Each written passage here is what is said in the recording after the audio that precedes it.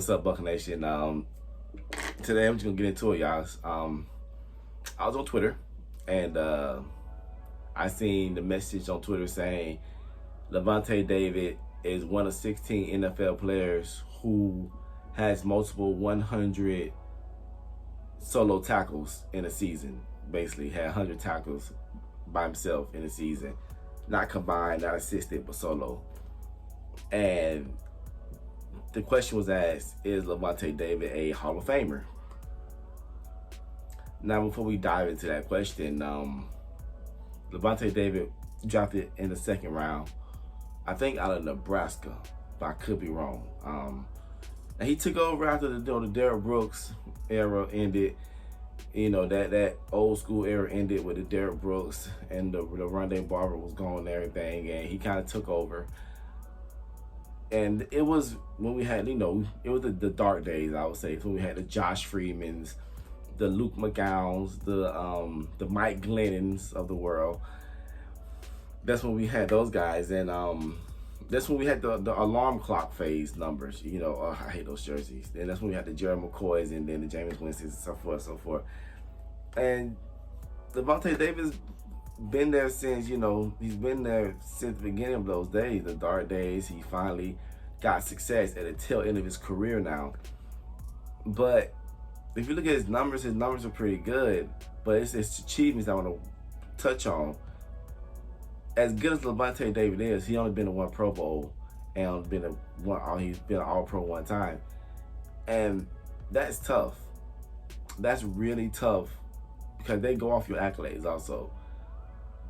And also,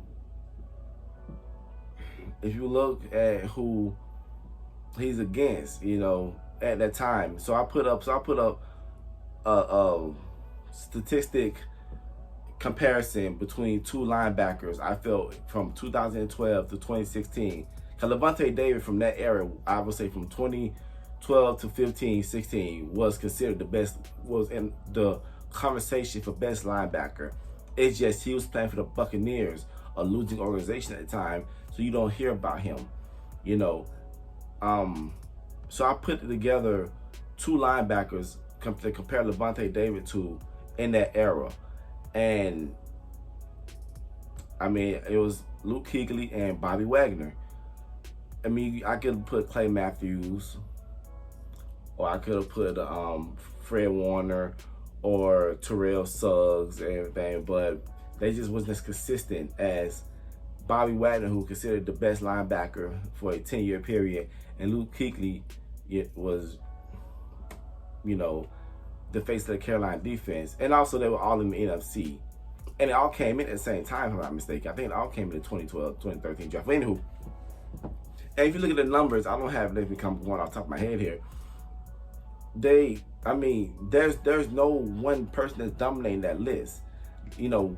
Bobby Wagner kind of got an advantage on some things. Luke Kuechly got an edge on some things. Lavonte David got an edge on some things.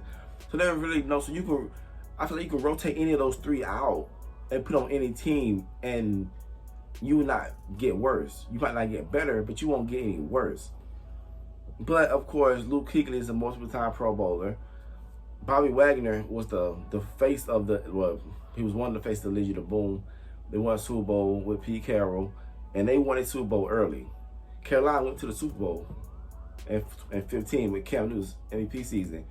Lavonte David at that time was just struggling. Well, he wasn't personally, but the team was. And of course, also another thing is the voters. Like the voters, Lavonte David is not this media darling per se. He doesn't have this personality that's just larger than life. He is just one of your go to work, do my job, and go home, watch film, and let my play do the talking on the field, like Andre Johnson, for example. And Luke Kuechly had a personality. Bobby Wagner, the Legion of Boom, the 12th man, to see how they had their own little personality. But I never heard Lavonte David talk. I had to search for on YouTube to hear him talk.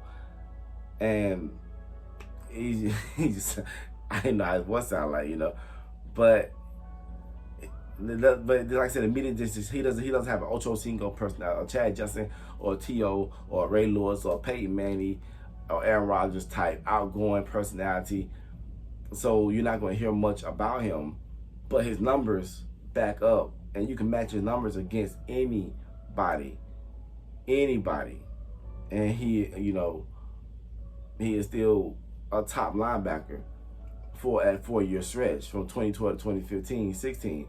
He was a top linebacker, but it's just sad that the organization, he played for the wrong organization at that time. But he got his ring.